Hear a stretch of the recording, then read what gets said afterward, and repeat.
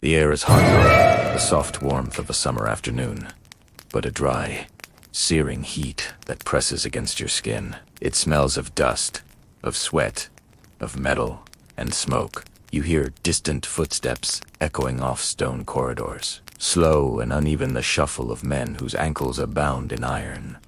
Then, far away, comes the sound that every gladiator knows. The dull, rhythmic pounding of drums. A heartbeat made of wood and skin. The crowd is waking. You breathe in, and the air is choked with dust rising from the sand of the Colosseum. The sun hangs high above, burning white against the Roman sky. Thousands of faces shimmer in the heat, a sea of linen tunics and tanned skin. The cheers sound like waves rolling over a beach.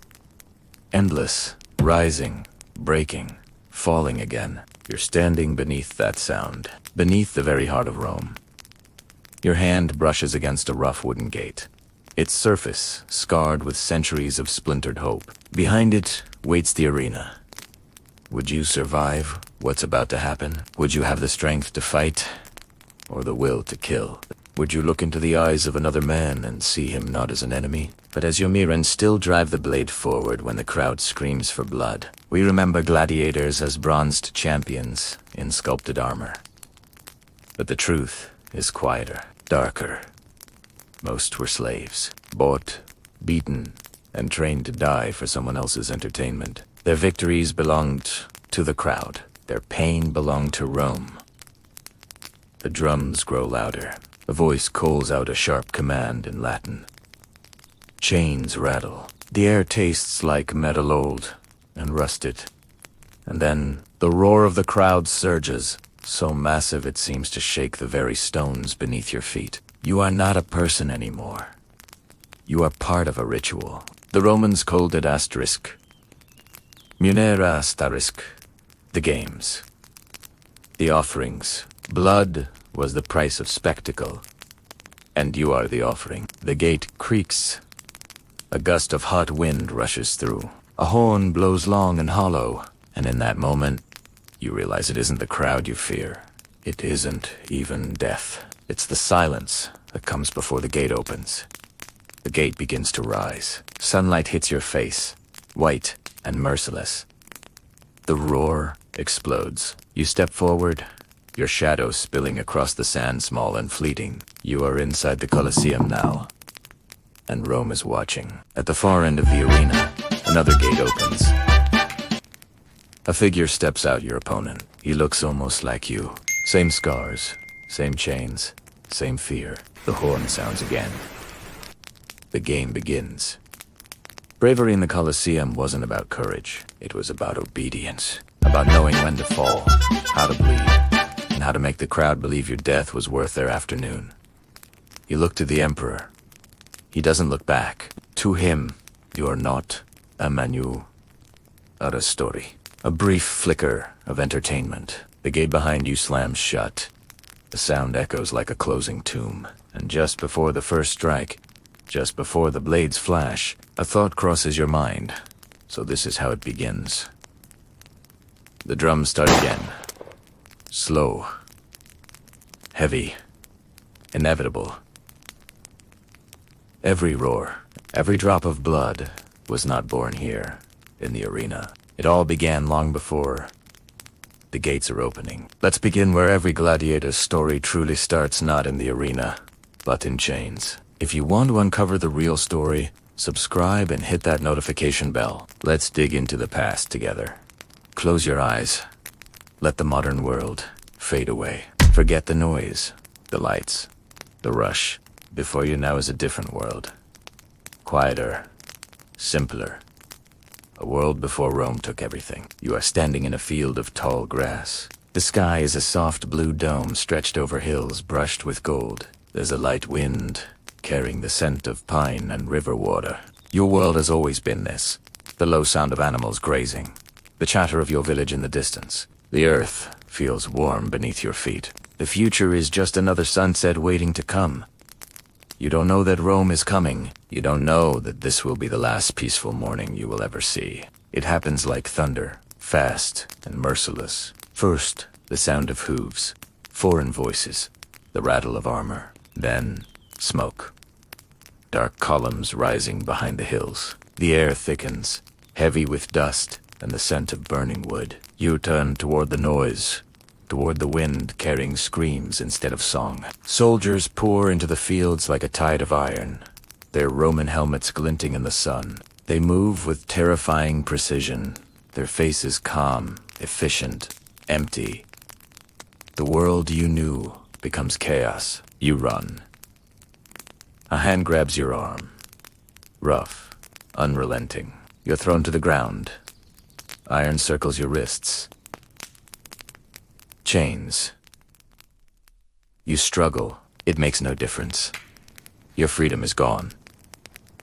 Your world. Gone. Days blur into weeks. Time becomes a blur of movement and exhaustion. You are marched through landscapes that feel like dreams you can't wake from. The road stretches ahead like an endless scar, carved straight and cruel through valleys and plains. Roman roads. They never bend. They cut through the world as Rome itself cuts through nations. Hunger dulls everything. Your thoughts shrink down to the simplest of things. Water, shade, breath. The people beside you become shadows, some falling behind, never to rise again. You don't look. You can't. At night, you collapse beside the road, dreaming of a home you'll never see again. You are no longer a person. You are a property, a number, a body, a price to be decided. Then, the horizon changes. Rome, even from a distance, you can feel its weight. A city so massive it seems to rise from the earth itself. Temples gleam white against the hills. Aqueducts cut through the sky. You are led through crowded streets, lined with statues. People look, but no one sees. You are just another trophy of conquest. In the market square, you are pushed onto a wooden platform. A man with sharp eyes inspects your arms, your teeth, your back. He never looks at your face. To him, you are flesh to be weighed and judged.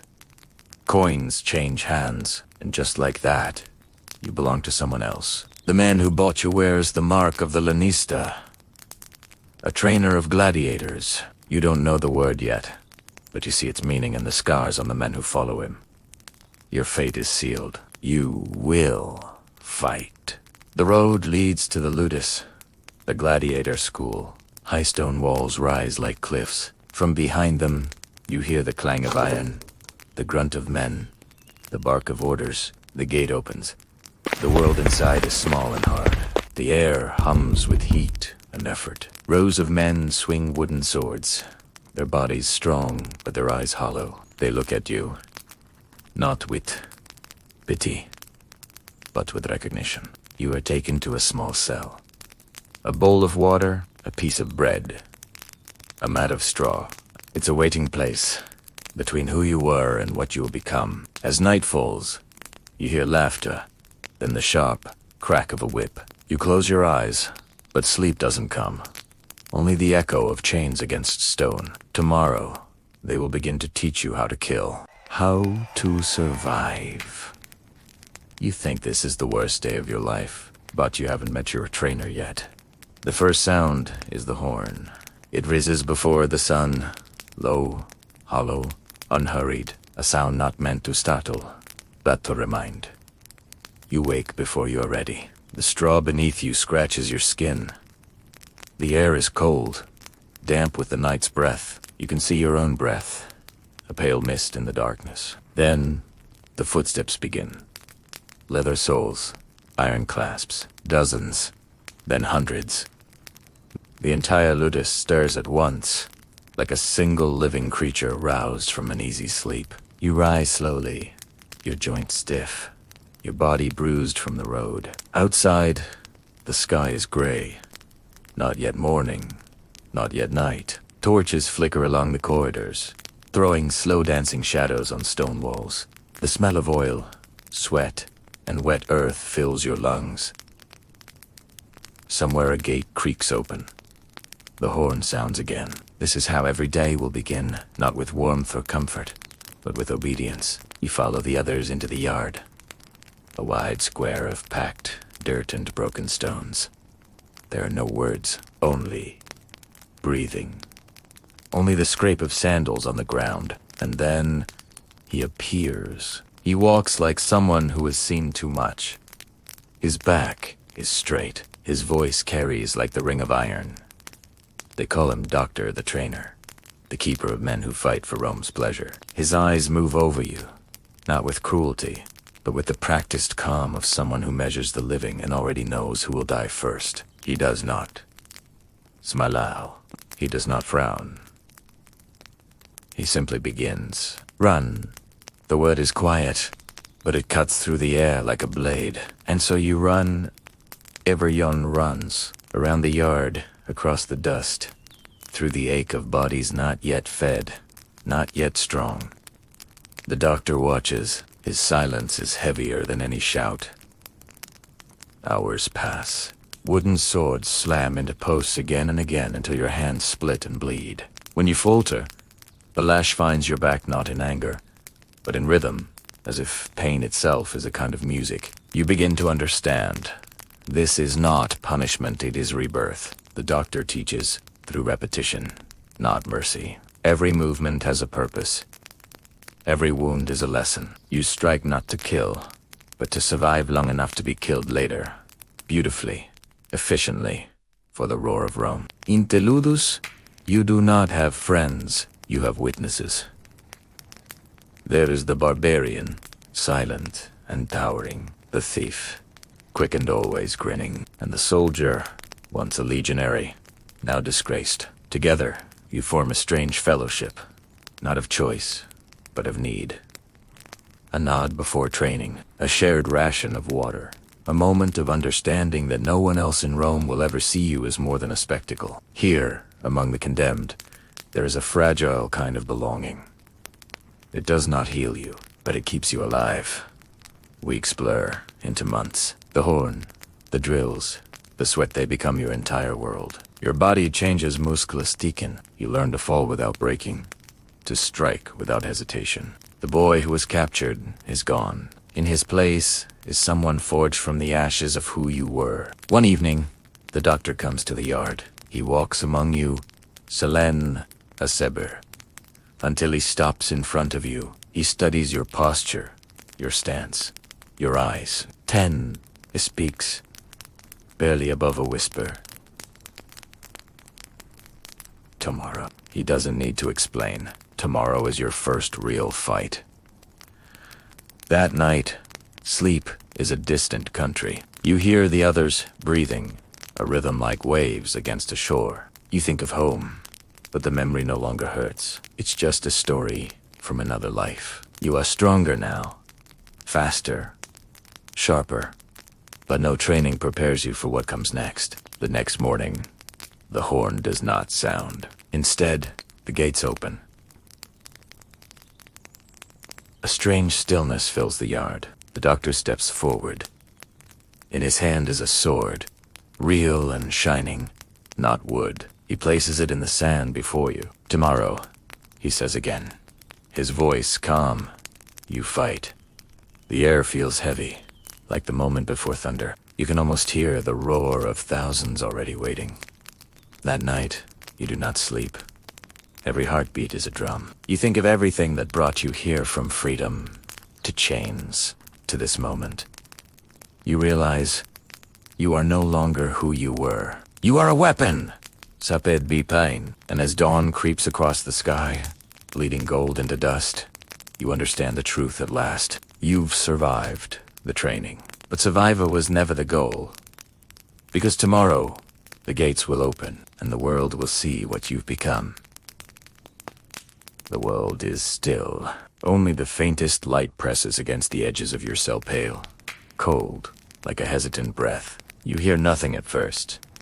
Just the sound of your own heartbeat. It's steady.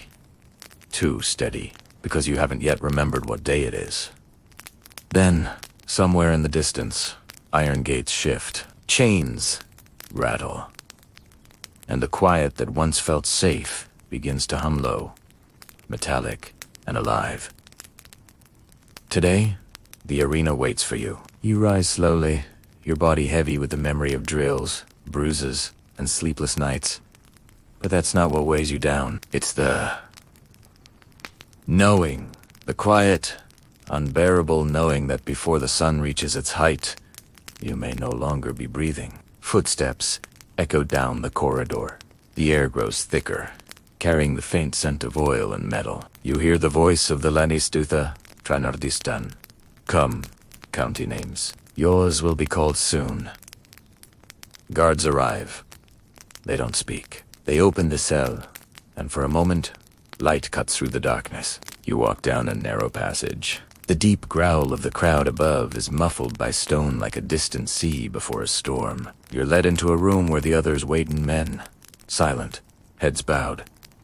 No one speaks. You can feel the weight of their breaths, the shared silence before the world demands its spectacle. The doctor enters. His eyes sweep across you, unflinching. When his gaze meets yours, you feel something you haven't in a long time.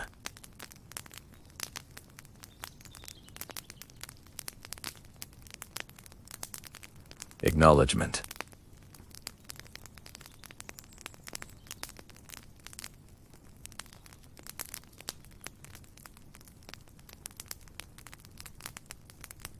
He knows. He's seen it hundreds of times. The look in your eyes, halfway between life and surrender. He says nothing. But the silence between you carries meaning. Fight clean. Die well. Make it count. Then come the attendants. They bring armor bronze that gleams faintly under torchlight. Leather straps creak as they tighten across your shoulders. Each pull a reminder of how fragile you are. A helmet is placed over your head, and the world narrows. Your breath echoes inside the metal. You can see only through two small slits. You are handed your weapon. It's not the wooden one from training. This one feels alive in your hands. A guard nods, and the group begins to move. A slow rhythm of footsteps toward the light. As you near the entrance, the air changes. It's hotter now, carrying the dry scent of sand, sweat, and blood. The muffled roar from above becomes a living thing, a sound that vibrates through your chest. You realize something: the crowd isn't waiting for you. They don't know your name. They're waiting for the story you'll become. A moment. A death. A spectacle. You stop beneath the great gate, and then the bars rise. Light floods in. The sound hits first a tidal wave of voices. Drums, trumpets. You step forward into the blinding sun, and the world explodes into color. The arena stretches before you vest, golden, endless. Every seat is filled. Thousands of eyes are on you. Across the arena, another gate opens. Your opponent steps out. You can't see his face, but you feel his presence like a weight. Above, in the Imperial box, the Emperor lifts his hand. The crowd hushes. A silence so deep, you can hear the sand shifting. This is the moment. The Emperor's hand lowers. The crowd roars. You grip your weapon tighter, and then the other man moves. Both of you are running, the world collapsing into a blur of dust, breath, and the sharp cry of metal. The air splits with the sound of steel striking steel. Instinct pulls you back. You breathe in dust, sweat, sunlit, the raw scent of life and death. And then the rhythm begins. Not a dance, but something in Chinta, patterned older than language. A step forward, a clash, a retreat. The heartbeat of men trying not to die. The crowd roars, but you no longer hear them clearly. Here, in the center, there is only breath, only movement, only the precise weight of each second. You strike again, not from training, but from something deeper. Your blade meets his shield. The force shudders through your bones. He counters a swing, too heavy, too eager. You duck, roll, rise again. For a moment, you see his eyes through the slit. In his helmet, dark, sharp, alive. Not hatred. Just survival. You realize he's not your enemy. He's your mirror. He hesitates. And in that hesitation, everything slows. You move not from strength, but from fear sharpened into clarity. Your sword arcs once, cleanly. He stumbles. The crowd gasps. He charges. A final burst of fury. Your bodies collide, and then, suddenly, silence. You don't remember the final motion. You only remembered the stillness that follows. The weight of your sword. The other man motionless in the sand. The noise returns slowly.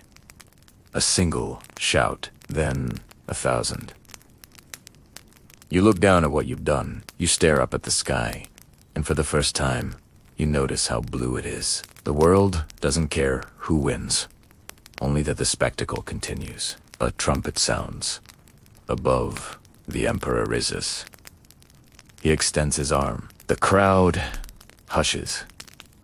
And then slowly, the Emperor's thumb turns upward. Mercy, survival. You don't feel relief. Foundly disbelief. The crowd erupts as you are led back through the gate. The noise fading behind you. Back in your cell, the silence feels strange. The roar of the crowd still rings faintly in your ears. You sit on the same bench, but something has changed. You've crossed a line that can't be uncrossed. You lie back on the stone, staring up at the ceiling. Dust floats lazily through the air, glowing like stars. You survived your first fight, but survival doesn't make you free. It only makes you valuable, and tomorrow, the gates will open again. It began after your third victory. The editor of the man who sponsored the games had your name painted on banners outside the amphitheater. Children chanted it in the streets. Women leaned from balconies to throw garlands when you passed in chains. Even nobles whispered it over dinner, their voices thick with wine and fascination. To them, you were not a man. You were a story. A symbol of courage and violence neatly wrapped in ritual. When you entered the arena now, the sound of the crowd rose like the sea. Your heart, once pounding from fear, now stirred from pride. The sand beneath your feet no longer felt like a grave, it felt like a stage. After each victory, new privileges appeared, small ones, but intoxicating. You were allowed to eat better food. Roasted lamb, olives, honeyed wine. You slept in a cleaner cell. The guards spoke your name with a hint of respect. The ludist doctor gave you ointments for your wounds instead of bandages of rough linen. A senator's wife sent you a necklace gold and obsidian, said to bring strength. You wore it once, then hid it away, ashamed. Because for all the luxury, every step you took was still within walls. The chains had simply become gilded, but it didn't matter, not at first. You told yourself you'd earn your freedom, that every cheer, every cut, every kill brought you closer. In the daylight, it was easy to believe the illusion. You walked through the streets of Rome, flanked by guards, people parting before you as if you were a god. Vendors offered you wine, fruit, flowers, men reached out to touch your arm for luck. You smiled because they wanted you to. You waved because it was expected. But when the sun fell and the shadows of the columns stretched long across the city, the truth began to whisper again. No door opened without a key you did not possess. No feast ended without chains clinking in the dark. The dormitory was quieter now. Many of the faces that had once shared laughter or pain were gone, taken by the arena. At night, the torches flickered, casting trembling shadows on the walls. You lay awake, listening to distant music from the city above, harps, laughter, the hum of lives untouched by blood. You thought of home, though the memory had faded into fragments of river, a mother's hand, the smell of barley in the wind. You could not recall her face anymore. Only the ache remained. You wondered if the crowd ever thought about the men they cheered for, if they remembered their names once the sand was swept clean. Your trainer, the doctor, said nothing about the fallen. He simply added new names to the roll, new men to mold into killers. He sometimes caught his eyes lingering on you, not with pride, but with pity. He had seen too many rise, burn brightly, and fall. In Rome, fame had one direction, upward to the cheers, then downward to the grave. The crowd's love came at a price, the cost of your soul, traded piece by piece for entertainment. You learned to perform. Before the crowd, You became larger than life, raising your sword to the sun, turning wounds into theater. The editor praised you. The nobles smiled. They said you had charisma, that you gave the people hope. Hope. You almost laughed at the word. What did hope mean to a man whose life depended on another's whim?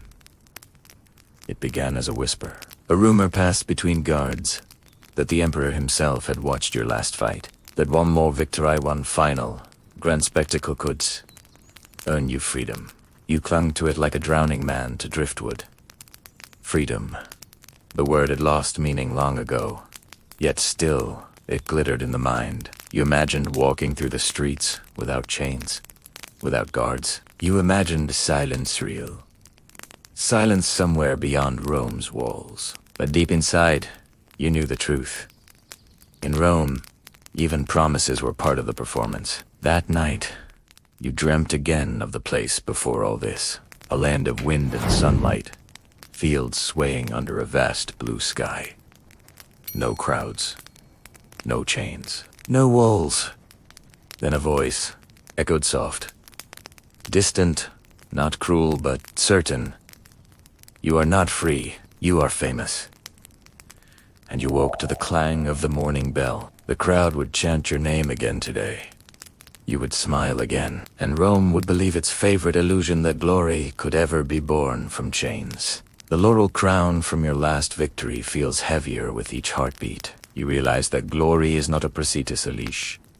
And the tighter Rome pulls, the less of yourself remains. One afternoon, the gates open not for combat, but for spectacle. The Emperor himself comes to the ludi. Trumpets sound, banners flutter. He praises your skill. He calls you the pride of Rome. He gestures for you to stand. Another victory, he says, and the people will see what true greatness looks like.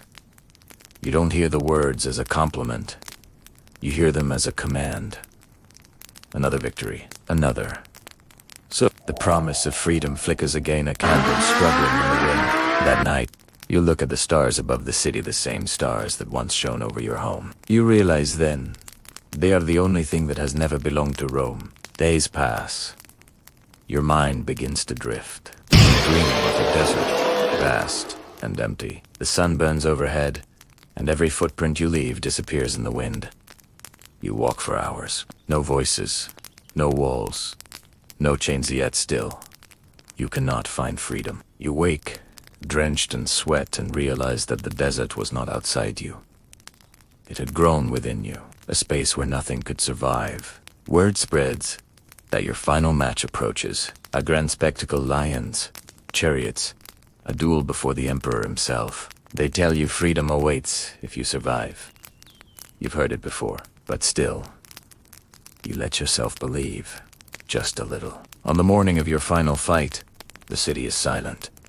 You dress slowly. You look at your reflection in a polished bronze plate. The scars across your face, the hollow in your eyes. They tell your story more honestly than any song. You step into the corridor. The air smells of iron and oil. Ahead, sunlight spills through the archway of the arena. You take one deep, trembling breath. You think of the river, of home, of every face that's gone. And you whisper, not to the gods, not to the crowd, but to yourself.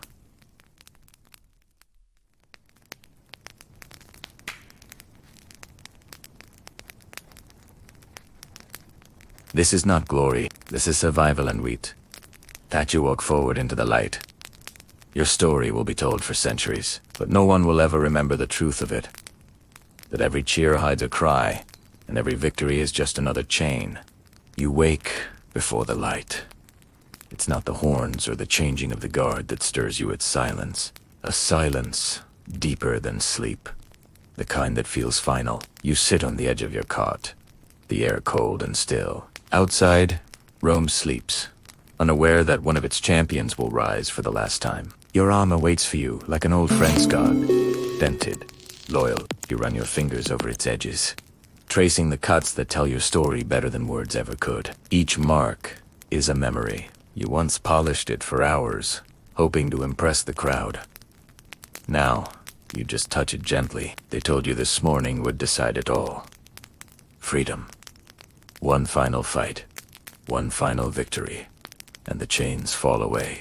But you've lived long enough in the shadow of the arena to know freedom in Rome is a word with no weight. It hangs in the air, like incense fragrant, fleeting, gone before it's real. Still, you prepare. The leather straps tighten, the chest plate rests heavy against your ribs. For a moment, you just breathe. The smell of iron, the drip of water from the stone ceiling, the slow, patient heartbeat in your ears. This is not fear, not anymore. It is acceptance. When they come for you, the torchlight flickers across the walls. The guards don't speak. They've seen too many men walk this path between stone and fate. The corridor stretches long, and every footstep sounds like the beat of a drum. Somewhere above, a faint roar is gathering. The crowd is filling the seats. They've paid to see you, the hero of the South Gate, the one who fought 12 times and lived.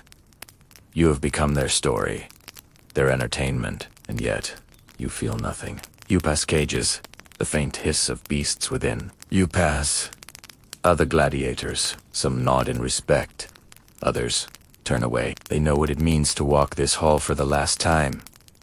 The corridor narrows, then opens. Ahead, a slab of iron gate stands before blinding light. Beyond it, the arena. You pause, and for a moment, you close your eyes. In the darkness, you see the faces of those who fell, and you hear the voice of your trainer, the doctor. Stand. Always stand. You open your eyes. The gate rises. The light hits you like fire. The Colosseum stretches above you like the mouth of a god, its endless tiers packed with bodies that scream as one. The sound is not human anymore. It's the sound of Rome itself demanding blood. The sand burns beneath your feet. You walk slowly to the center. Across the arena stands your opponent. You know him. A Thracian, older, with tired eyes but steady hands. You once shared bread, joked about the nobles who wagered on your deaths. The crowd doesn't care for friendship. It cares for spectacle. He lifts his sword in salute. You do the same. The sun glares down, and the noise of the world fades to a hum. The horn sounds. You circle each other slowly. Dust stirs. Every sound becomes sharp, the creak of armor, the whisper of sand, the rasp of your breath. The first clash comes sudden and loud, a burst of metal and momentum. The fight is not fast, it is a ritual, a dance you both have memorized. Step, feint, strike, block, again and again. Your muscles burn. Sweat drips down your back. The Thracian lunges. The blade grazes your shoulder. Pain blooms, warm and sharp. You stagger, and the crowd erupts. You lift your shield. Breathe. The heartbeat in your chest grows heavy, louder than the cheers. He charges again. You'll move on instinct. A block, a turn, a sweep. And suddenly he's open. You strike. The sword connects. The world stills. He falls to one knee. The crowd rises, roaring, chanting your name. But you can't hear the words. Your opponent looks up at you. No fear in his eyes, only calm. You look to the Emperor's box. A hand raises. The crowd pushes. Thumb. Sideways, the Emperor pauses, enjoying the weight of decision. Then, finally, he turns his hand upward. Mercy. The crowd explodes. You drop your sword, but this victory doesn't feel like life. It feels like another link in a chain. You are led back to your cell. The door shuts. The world shrinks to stone and breath. You survived. You should feel proud, but all you feel is hollow. The doctor appears at the doorway. He says nothing, just looks at you, nods once, and leaves. The next morning, the lanista, the owner of the school, approaches. His smile is soft, rehearsed. He congratulates you, tells you Rome has granted your freedom. He gives you a small parchment. The crowd's applause has bore to your liberty. You step outside for the first time without a guard. The sunlight hurts your eyes. The air feels wrong, too open, too wide. People pass without noticing you. The city that once screamed your name now hums indifferently around you. You wander and find a quiet hill overlooking the Colosseum. From here, the great arena looks smaller. You sit. The wind moves through the grass. You remember the doctor's voice. Stand. Always stand. You had stood through it all. And now, you sit in silence. You understand now that Rome never truly frees those it breaks. It only lets them walk away as shadows. But maybe that is enough. Survival is the quietest kind of rebellion.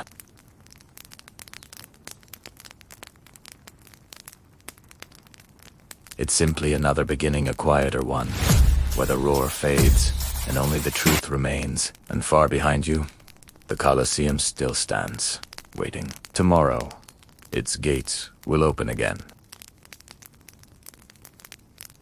The crowd fades. The torches dim, and the sand, once alive with struggle, cools beneath the night sky. The Colosseum sleeps now. The stone that echoed with cheers and blood remembers, but no longer speaks. Only the wind moves through its arches, whispering softly, carrying dust and memory together. You can still feel the air, faintly warm from the day's sun. But the sound, that deafening roar that once filled every corner of your soul, is gone. It leaves behind a silence so vast it feels like the world holding its breath. And in that silence, you realize something. It was never really about death. It was never about glory. It was about standing, trembling, terrified, and human, in a place where everything wanted to crush you, and standing anyway. That's what courage was. That's what it still is. You can almost see it, even now. The torches flickering along the walls, the faint outlines of men, ghosts, shadows, frozen in time. Somewhere, a sword lies buried beneath centuries of dust. Once, it gleamed in sunlight. Now, it sleeps. Every mark upon it tells a story of fear, of defiance, of life held between heartbeats. You walk through those echoes slowly, your steps soft. You pass by pillars, broken statues, hollow eyes carved into marble faces that watched and never looked away. And you understand that this place is not haunted by ghosts. It is haunted by memory, by the sheer weight of humanity that once filled it. The arena was never a monument to Rome's strength. It was a mirror, showing what it meant to live and to die beneath the eyes of others. Far beyond the walls, the city hums beneath the moonlight. The fires of evening markets have gone out, leaving only small points of light, like stars fallen onto stone. You can hear the faint splash of water in fountains, the murmur of voices fading into sleep. Rome, eternal and exhausted, breathes softly through its streets. You realize that all of it, the battles, the triumphs, the pain, has melted into something gentler. History becomes a lullaby when enough years pass. You think again about courage, the kind that doesn't roar, the kind that simply endures. Courage isn't the absence of fear. It's the decision to move anyway, even when the heart trembles. It's the breath before the blow, the quiet refusal to fall when everything says you should. And maybe, in some small way, that's what makes every life heroic. Not the victories, but the standing. Not the noise, but the stillness that follows it. The air grows softer now. The night deepens, slow and velvety. The torches of memory flicker one last time and fade into starlight. The Colosseum becomes a dream, stone turning to shadow, shadow turning to air. It's peaceful now, so quiet that you can hear the river, the Tiber flowing far below, whispering its endless lullaby through the heart of the ancient city. Let your breathing slow to match its rhythm.